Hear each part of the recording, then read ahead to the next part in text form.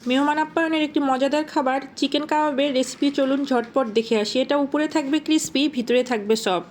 প্রথমে ব্রয়লার মুরগিকে এভাবে ছোট ছোট করে কেটে ধুয়ে নিব। এরপরে বুটের ডালকে বেশ অনেক সময় নিয়ে ভিজিয়ে রাখার পরে চিকেনের উপরে দিয়ে দিব। এখন একে একে শুকনো মরিচ গুঁড়া, হলুদ গুঁড়া, লবণ, জিরা গুঁড়া এবং আদা রসুন পেস্ট, পেঁয়াজ ও মরিচ দিয়ে দিব। অনেকেই ডাল ও চিকেনটা শুধু লবণ হলুদ দিয়ে সিদ্ধ করেন, এতে কিন্তু কাবাবের টেস্টটা অতটা ভালো আসে না। আপনারা যদি সকল মশলা দিয়ে এই মাংসটা রেডি করেন তাহলে অনেক কাবাবটা খেতে মজার হয়। এরপরে দিয়ে দিলাম গরম মশলা ও একটু সয়াবিন তেল। এখন বেশ কিছুক্ষণ নাড়াচাড়া করে অল্প পানি দিয়ে ভালোভাবে সিদ্ধ করে নিব। সিদ্ধ করার পরে অবশ্যই পানিটা এভাবে শুকিয়ে নিতে হবে। এখন চিকেন থেকে হাড্ডিগুলো আলাদা করে ভালোভাবে ব্লেন্ড করে নিতে হবে।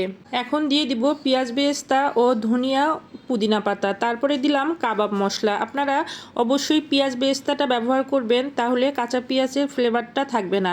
এরপরে একে একে গরম মশলা গুঁড়া ও ভাজা জিরা গুঁড়া, কর্নফ্লাওয়ার, টমেটো সস ও ডিম ও অল্প পরিমাণে লবণ দিয়ে ভালোভাবে মাখাতে হবে।